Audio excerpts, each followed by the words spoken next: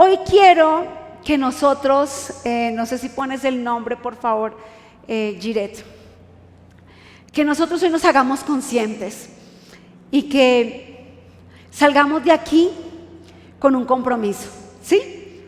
A veces llegamos y recibimos, hoy yo quiero pedirles que ustedes salgan con un compromiso, ¿sí?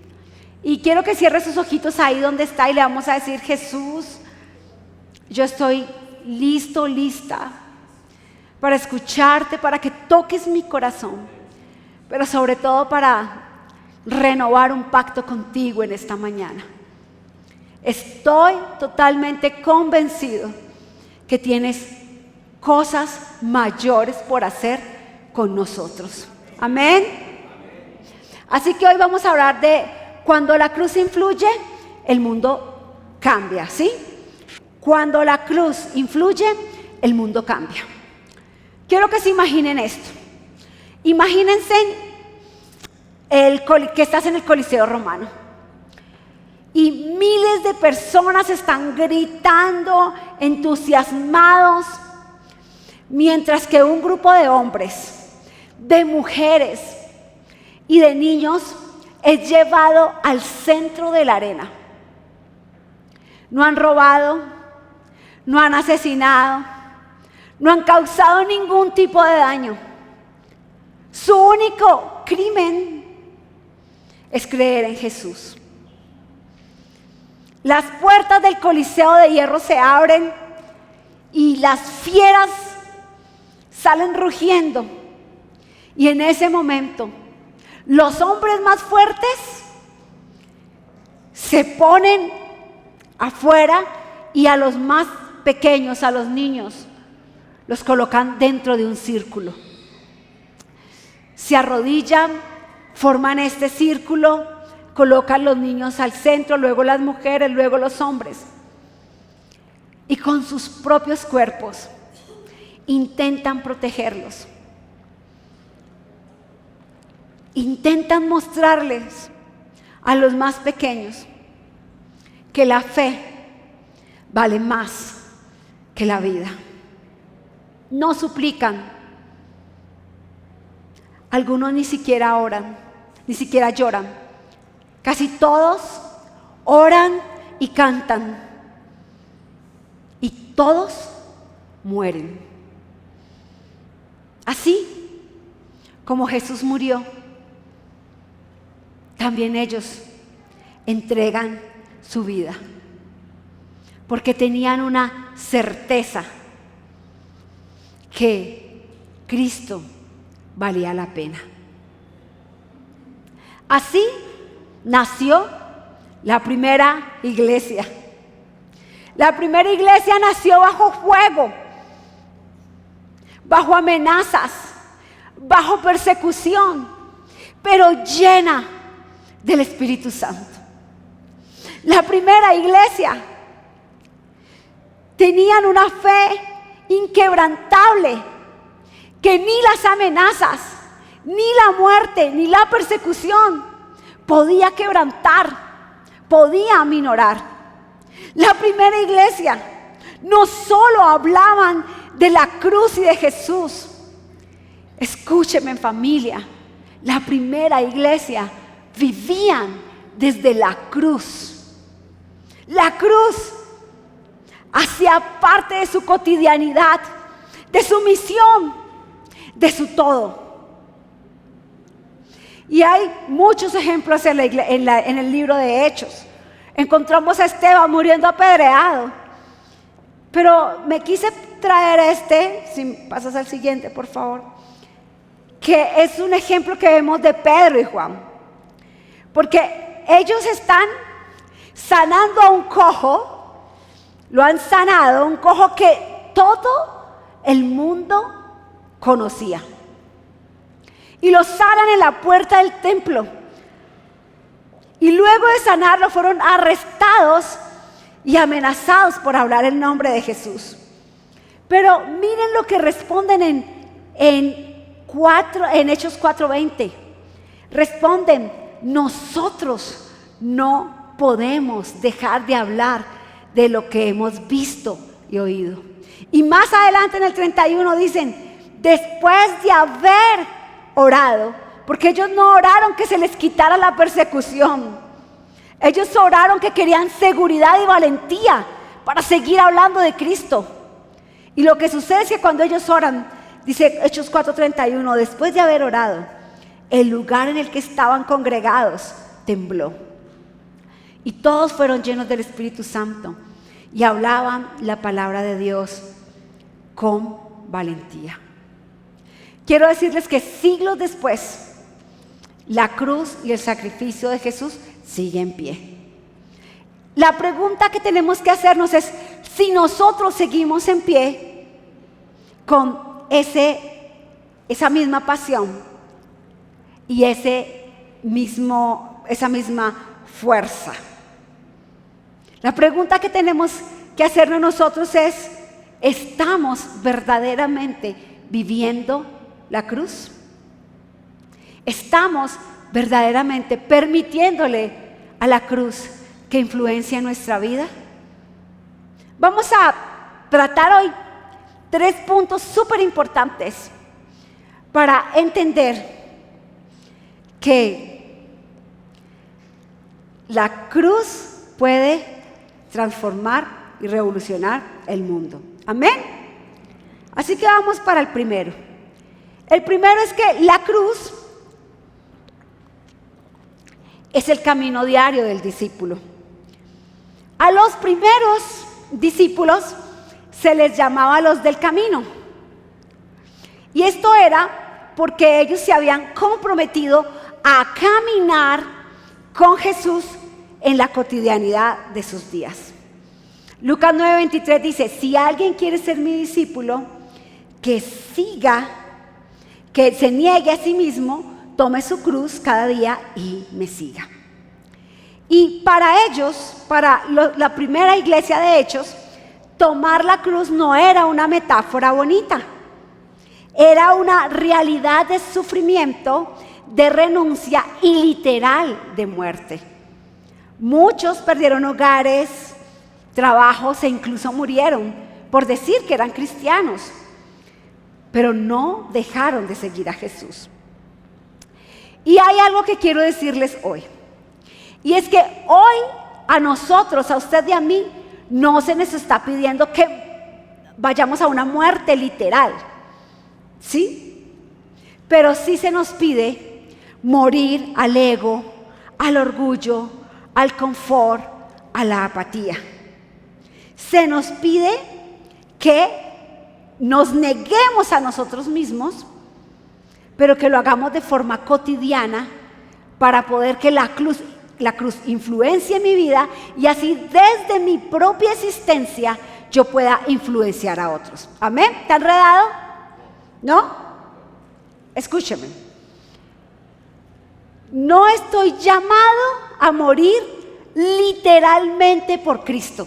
Hoy en día, aunque hay misioneros que literal están haciéndolo, sí, en países sobre todo musulmanes, pero escúcheme, sí estoy llamado a morir cada día de mi vida, a mi ego, a mi confort, a mi apatía, a mi pecado por Cristo. Creo que es más fácil decir máteme por Cristo que decir voy a morir a mi mal genio, a mis celos enfermizos, a mi odio, a mi rabia, ¿verdad que sí? A veces es más fácil morir a esas pequeñas cosas que dar la vida físicamente. Entonces, lo primero que se nos pide para que nosotros podamos influenciar el mundo como nos ha influenciado a nosotros la cruz es precisamente eso, que nosotros digamos, me voy a negar a mí mismo, voy a tomar la cruz y seguir. Es muy doloroso cuando llevamos 20, 30, 40 años en la iglesia y no le permitimos al Espíritu Santo que trabaje los procesos a nosotros y nos transforme. Yo no debería de ser el mismo de como fui ayer. Amén. Yo tengo que permitirle a la cruz que me transforme, porque para poder influenciar el mundo, el primero transformado, ¿quién tiene que ser? Yo. Amén.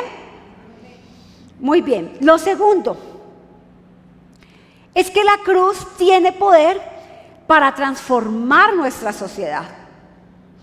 Y dice 1 Corintios 1:18, la palabra de la cruz es locura para los que se pierden, pero para los que se salvan es poder de Dios. ¿Sí? Cuando el cristianismo es vivido con autenticidad, cuando verdaderamente hacemos el primer paso de ser discípulos, la sociedad no queda igual, tu familia no queda igual, tu entorno no queda igual. ¿Listos? Miren, voy a colocarles algunos, o voy a hablar, aquí está la Universidad de Harvard, en esa foto, pero quiero hablarles de todo lo que ha hecho en la historia el cristianismo. Y a mí me da un poco de sentimiento esta segunda parte, porque estoy totalmente convencida que la institución que puede salvar la humanidad es la iglesia. Y miren, en el Imperio Romano, los cristianos comenzaron a recoger a los bebés abandonados en la calle. Y esta práctica se llamó exposición. Y los adoptaban, proclamando el valor de toda vida humana. Otro, durante las epidemias mortales, mientras muchos huían, eran los cristianos los que se quedaban a cuidar a los enfermos, creando así las primeras formas de hospitales. ¿Eso merece un gloria a Dios? El cristianismo introdujo la idea revolucionaria de que todos los seres humanos tienen dignidad porque fueron creados a imagen de Dios. Y esto inspiró la abolición de la esclavitud en muchos lugares. ¡Wow! En la Edad Media surgieron muchas universidades fundadas por cristianos para que todos pudieran estudiar. Voy a decirles como cuáles. Las primeras universidades del mundo occidental fueron fundadas por cristianos como Oxford, Harvard y Yale. Todas estas universidades que son las más importantes hoy en día, ¿verdad? Nacieron de los misioneros que tenían una visión cristiana de la alfabetización en los lugares donde no existían. ¡Wow! Pero no solamente esto, sino que, por ejemplo, en los siglos más recientes, Martin Luther King lideró el movimiento de los derechos civiles en Estados Unidos, motivados por su fe. Así que voy a decir esto que va a levantar escozor. Pero muchos creen que la salvación viene de la izquierda. Y quiero hoy demostrarles que no, que la salvación viene del cristianismo. De permitirle a Jesús que empiece a influenciar nuestra sociedad. Amén. Hospitales, abolición de la esclavitud, derechos humanos y dignidad, universidades, motores a nivel mundial de ayuda al necesitado, los comedores comunitarios, todos estos proyectos nacidos desde el pensamiento de Jesús. ¿Qué tenía de común todos esos hechos? Personas que no solo admiraban la cruz, personas que vivían la cruz. Amén. Regresaron a ella, regresaron a la cruz, permitieron que la cruz influenciara y cambiara su vida. Y desde allí, desde la cruz, se convirtieron en agentes de cambio social. Miren, la cruz no es solo un mensaje, es una misión. No es solo un símbolo, es una revolución.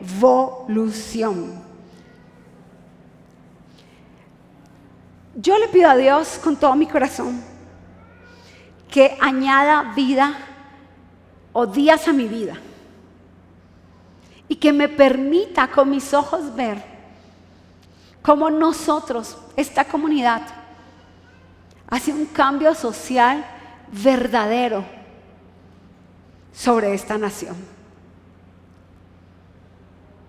Pero para ello, nosotros tenemos que decirle a Jesús, sí, yo voy a ser un agente de cambio.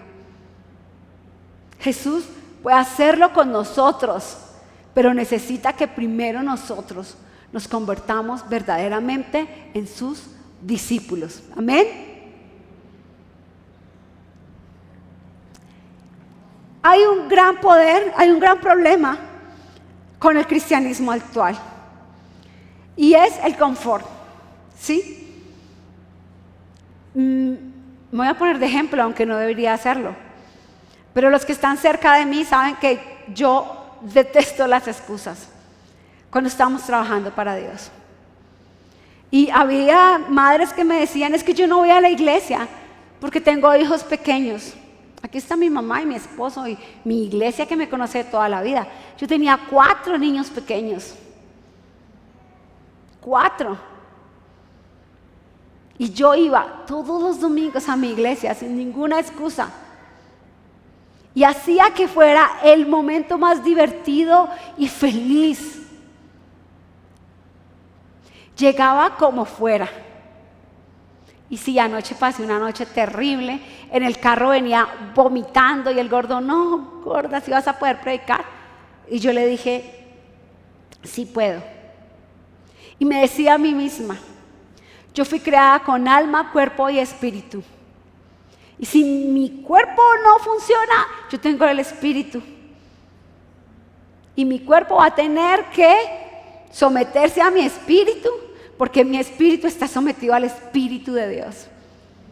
Y no vamos a desperdiciar más tiempo para hacer que haya un cambio social y una revolución a partir de nosotros. Amén.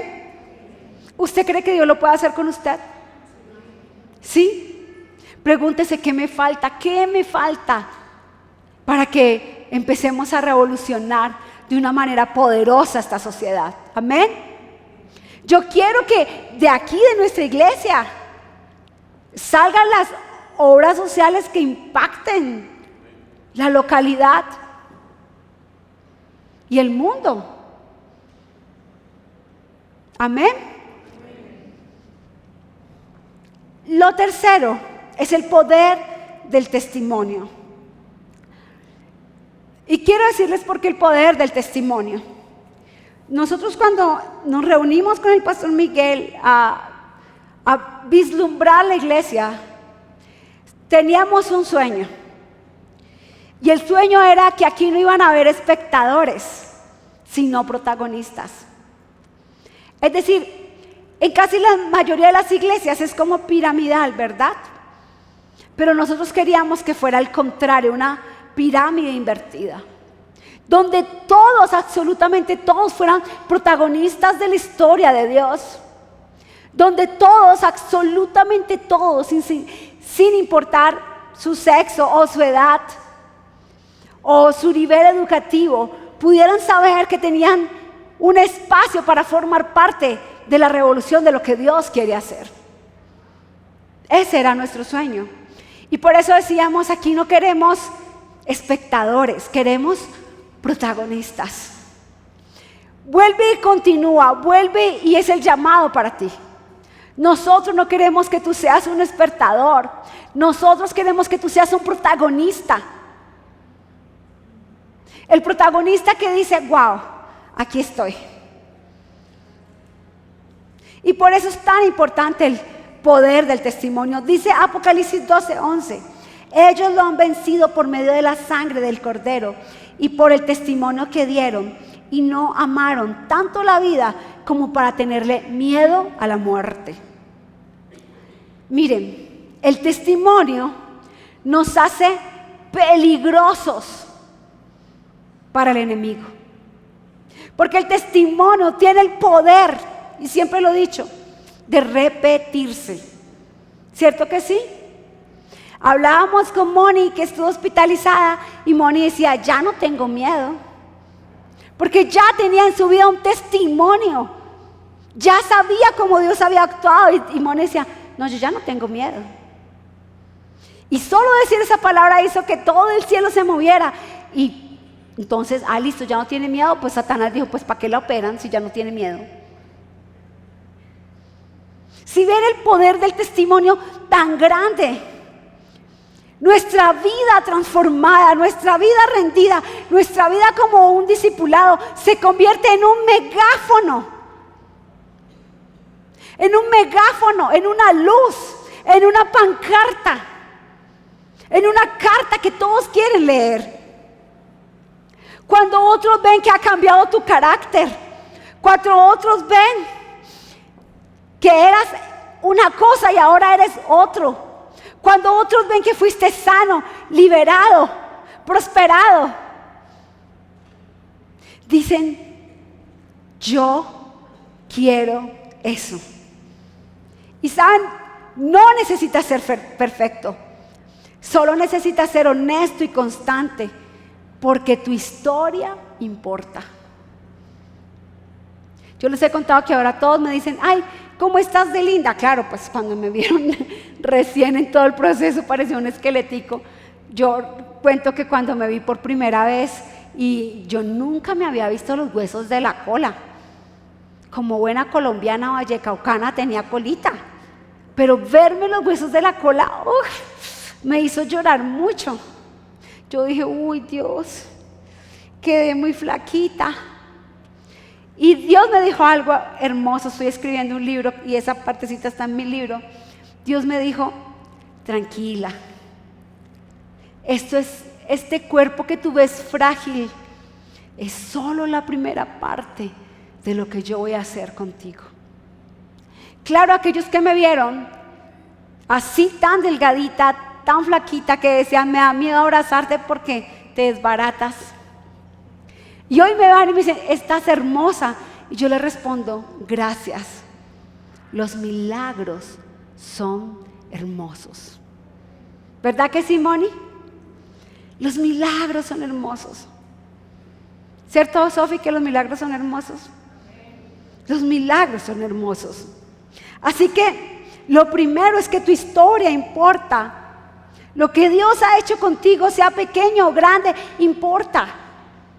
Levanten aquí la mano los que son comerciales, los que trabajan en ventas.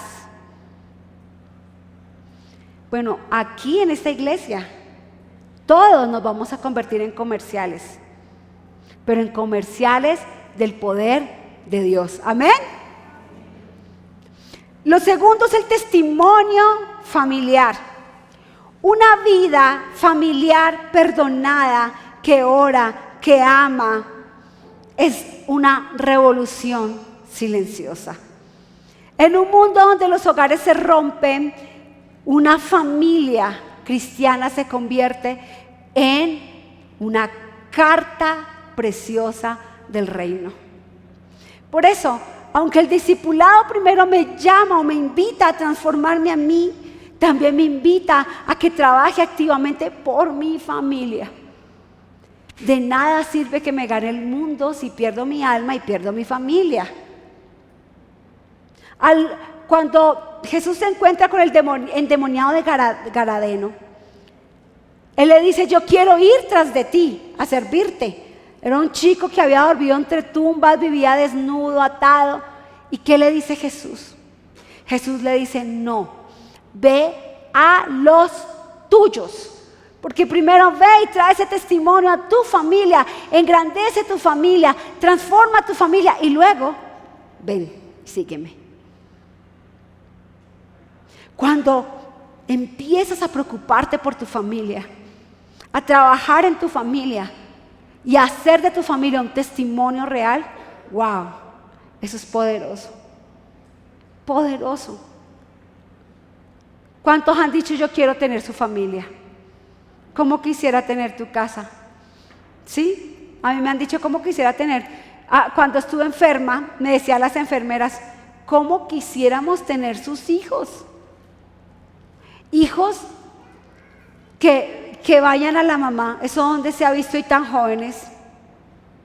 Por aquí nunca se ha visto eso.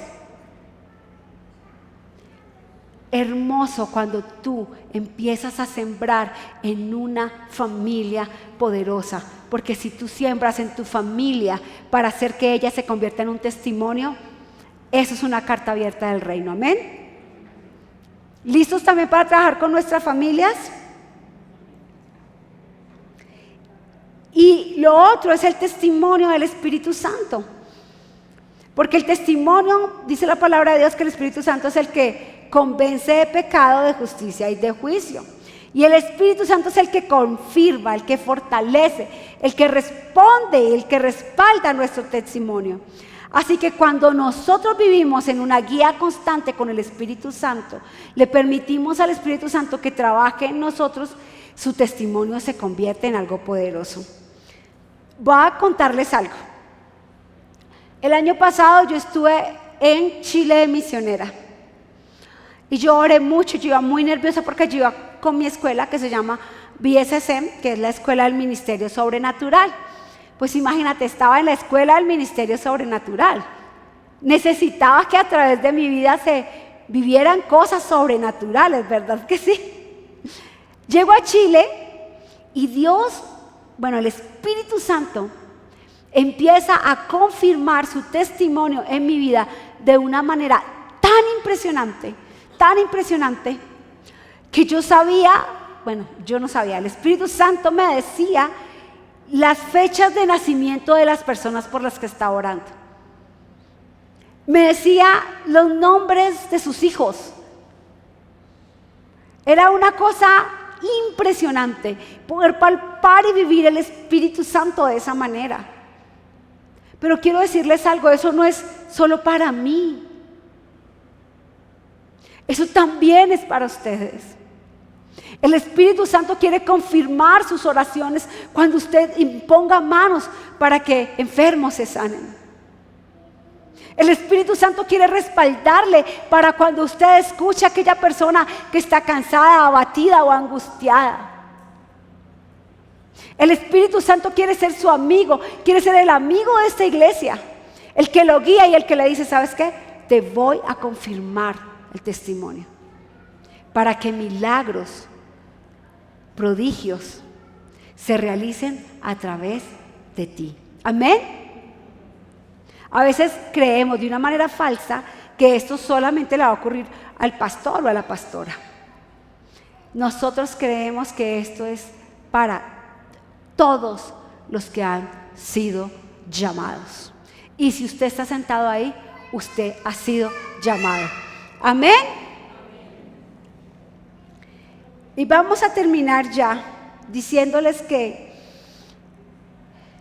nosotros no vamos a ser espectadores, ¿verdad que no? Vamos a ser protagonistas de su reino, de su historia. Miren, la cruz tiene el poder, como ya les mostré, de revolucionar la sociedad cuando se vive con acciones concretas de compasión, justicia y amor. La cruz nos convierte en testigos vivos llamados a contar con nuestras palabras y nuestra forma de amar lo que Cristo ha hecho. Nosotros tenemos que tomar la cruz no como un recuerdo del pasado, sino como el altar que transforma nuestro presente y marca nuestro destino. Amén. Así que vamos a mirar hacia atrás. Vamos a mirar hacia atrás como vimos hoy para recordar a aquellos primeros cristianos que lo entregaron todo. Vamos a mirar hacia adentro para examinar en qué debemos rendir hoy. Si es nuestro orgullo, nuestra comodidad, nuestro miedo, nuestra rebeldía. Y vamos a mirar hacia adelante para decidir cómo vamos a vivir. Y cómo vamos a vivir desde esta misma semana. Amén. Voy a pedirles que hagamos como iglesia 4 cositas súper fáciles, prácticas, para que verdaderamente esto se haga realidad. ¿Están listos para la tarea? Primero, esta semana vas a pedirle a Dios que te muestre qué tienes que cambiar. ¿Sí? Vas a ser sincero con Dios y le vas a decir, bueno, ¿qué tengo que rendir hoy? Lo vas a escribir y vas a trabajar en ello. ¿Listo? Segunda, vas a escoger a quién contarle o compartirle tu testimonio. ¿Sí? Yo les digo algo que hago con los niños. Yo les doy una hojita y les digo que escriban o dibujen su testimonio. ¿Sí? Alguien un día me dijo, no, pero es que a mí no me ha pasado nada extraordinario, ni me han sanado, ni, mejor dicho, ni me levantaron de la tumba. Tranquilo. Pida al Espíritu Santo que le muestre cómo contar su testimonio. Y esa va a ser su segunda tarea. Y va a contar, ¿quieres ir en redes sociales? Va a contar su testimonio, se va a tomar una foto con esa persona si puede, si le permiten, ¿sí? Porque puede ser en la calle, puede ser al señor de la tienda, puede ser al señor de la carnicería. Va a compartir su testimonio y le va a contar de Cristo, amén. Y tercero, la más fácil,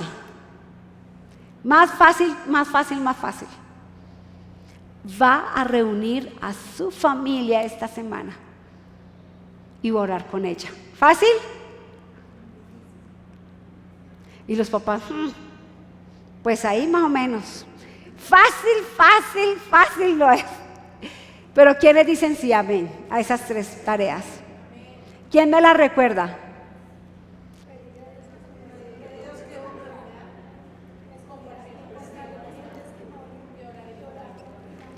Ok, fácil, ¿verdad? Iglesia, la cruz nos influenció. Ahora es tiempo que nosotros, que nuestra vida influencie la vida de otros, influencie el mundo, no como espectador, sino como parte activa del plan de Cristo. Le pido a Dios con todo mi corazón que añada días a mi vida, muchos, porque quiero seguirle sirviendo primero y segundo, quiero ver cómo esta iglesia se convierte en algo poderoso en el nombre de Jesús.